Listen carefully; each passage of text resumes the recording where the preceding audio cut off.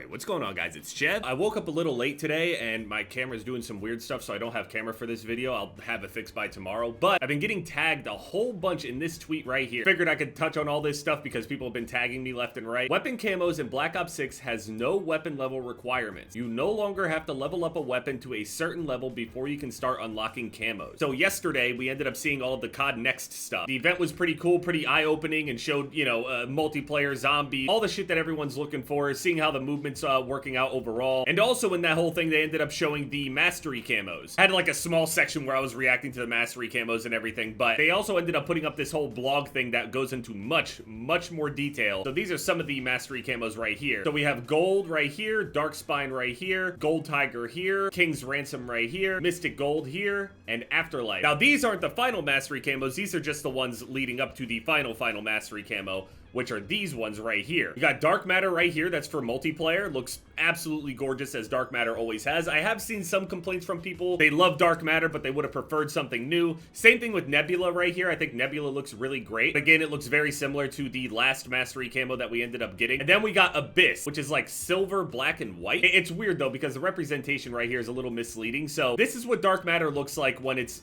completely stationary, and then this is what it looks like after you end up firing it. It reacts more and more the more bullets you fire out of it. It's cool. I love this effect. I love the reactive camos, especially when it comes to mastery camos, not just like store-bought stuff. Now, to be fair, I do think that I prefer the reactiveness of Black Ops 4 mastery camos. If you guys know, you know. Basically, they would end up transforming every like 3 to 5 kills. It goes all the way up to like a 25 or 30 kill streak. So you have multiple forms of that mastery camo. But this works as well. Also, when you just have nebula right here, it looks like this. It looks good. But then when you fire it, it ends up getting more colors and stuff. Instead of being like blue, greenish, turquoise, a little bit of like purpley magenta in there, it ends up becoming more and more mixed with all of those colors. Particles and stuff moving around as well. This is multiplayer, this is zombies, and then we have the Warzone mastery camo, which is gonna be the last one that I go for, most likely. I'm gonna do the multiplayer one first, then the zombies one second, and then I'll do the Warzone one. So I'm not looking forward to doing the Warzone grind, but with that said, if there is anything that's going to get me back on Warzone, it will be a mastery camo grind. I think they realized overall that the mastery grind, the whole camo system in general, results in more playtime for people, and because Warzone has kind of, I wouldn't say fallen off, but it's no longer at this astronomically larger level than multiplayer and everything. It's brought down more in line now with the overall player base and split. I still think there's more players on Warzone than the other two, but no longer by such a huge margin. They decided to add their own mastery camo in there to kind of increase the amount of retention. It's a little misleading though, because this color is not on the camo when it's sitting still. There's a video of it. This color isn't on there yet until you start firing, but it does look really cool. I like it. Now, looking at the replies here about the no weapon level requirement, a lot of people see this as a very good thing. This is a great change. The hardest part about camo grinding was leveling up guns. Thank God this is gone. And generally speaking, I think I am happy with this. With that said, I always feel like there's some kind of asterisk with these kinds of changes. There always is, I'm telling you. That sounds a lot less painful, but if there's a challenge that requires full attachments, then you have to at least level up most of the way. True, that's a little detail in there. Only 1 or 2 because of the attachments will be shared, right? Just optics are shared across weapon classes. Still better though? Yeah, but it's a little misleading. It's just misleading if it's a challenge is all. Yeah, exactly. Wonder how much easier the year's grind is gonna be. I mean, it's really getting easier and easier. Not necessarily a bad thing. There's not necessarily a skill set required to do the camo grind. It's really just like time commitment, and they're shortening the amount of time that it takes. So yeah, it's making it easier, but it was never really like a skill expression kind of thing to begin with. You just have to assume that if, early into the game you see somebody with a mastery camo, at the very least, they probably played more than other players, which could mean that they're better at the game, but not really. Let's look at Modern Warzone's replies. The most shocking revert of artificially boosting playtime that we've ever seen in a COD, at least recently, W. Yeah, that's definitely a thing. Just like I was talking about with the playtime and retention and everything, it is a little shocking that they're kind of dialing that back a little bit, but again, I feel like there's a caveat in there. I'm telling you. There has to be. Low level requirement, but you'll have to go through 9 military camos for each gun with headshot milestones before starting the specific camos. I'm guessing these military camos will still require a lot of grind, and you won't be able to start specific camos at level 0. Progress through linear military camo styles, usually by reaching headshot milestones on the weapon. Launchers, knives, and shotguns have different criteria. Then unique camos. After completing the weapon's 9 military camos, players will gain access to 2 challenges to earn unique camos. Each weapon has 2 unique camos per mode, 6 total. Unique camos can be completed in either order,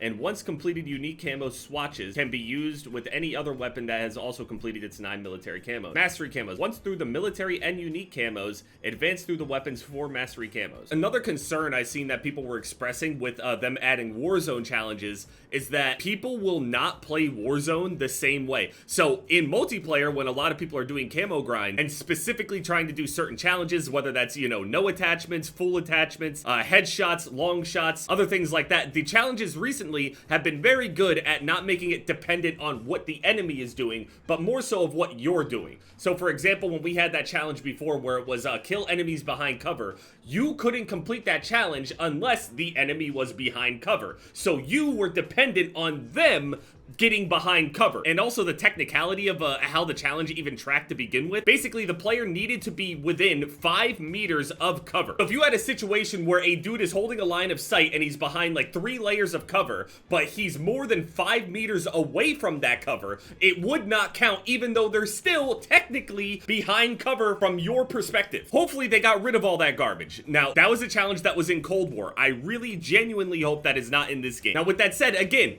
Warzone challenges should be a lot less in terms of the overall count in which you need, whether that's headshots, regular kill, long shots. I imagine the number won't be nearly as high as the multiplayer ones, just for obvious reasons. It's battle royale mode, not, you know, respawn and shit. But again, it could still cause people to play Warzone quite a bit differently. I know for a fact, if I'm gonna be playing Warzone again and I'm doing the camo challenges, that's all I really care about. At the moment, at least until I get the camo, and then after the fact, you know, we can play normally. Yeah, we got this whole military camo thing, unique camos, and then mastery camos. They got a video of all these different camos down here, higher quality. Got some gold right here. Gold looks super clean, nice and reflective. Diamond camo looks really nice. Got some sparkles and shit, and just doesn't look like some kind of tin foil. Got dark spine, very, very unique looking one right here. Got this like purple little wave that goes over it. And then of course, dark matter. Looks super good. They didn't show the little clip of it firing though for some, oh, never mind, it's right here. Yeah, so it's completely normal, and then once you start firing, you see all the little particles and shit in there. It gets more and more intense the more you fire. So I imagine LMGs could probably do some crazy shit overall. I'm sure there's a maximum brightness that it can go, but the Zombies Mastery camos, Mystic Gold, we got Opal, we got Afterlife camo, looks all right, nothing crazy. Feels like the older Afterlife camo was a little bit better. And then we got Nebula right here, which I forget the name of the camo in Modern Warfare 3 that I unlocked that looks very similar to that. And then when it fires, you can see the colors change. Look, see? Changing color. Yeah, I love this effect. This is really cool. I think the camos are clean, even though they're not entirely unique. And then we have the Warzone Mastery camos. We get Gold Tiger. Oh man, I'm just realizing now I'm gonna have to play against all like the meta shit and everything. King's Ransom. I just gotta say, this is easily the worst looking camo in the entire thing. This reminds me of the, what was it? Was it Royalty camo or Regal camo from Advanced Warfare? Where it's got these giant stones and stuff presumably sticking out of it. From this perspective, it looks like they're kind of protruding out of the weapon, but then when they put it down, none of these are actually protruding out of the weapon. It's just a flat design, and it looks absolutely, it's gaudy. That's the word I can think of. It's gaudy. Got Catalyst, which it looks pretty cool. It looks like some sort of event camo. It does change colors and stuff. There's red and purple and like a bluish green. And then we got Abyss. See, right here, it's completely like black and silver and white. Whereas the representation up there showed that it already had like that bluish green color in there. That doesn't show up until you start firing, see?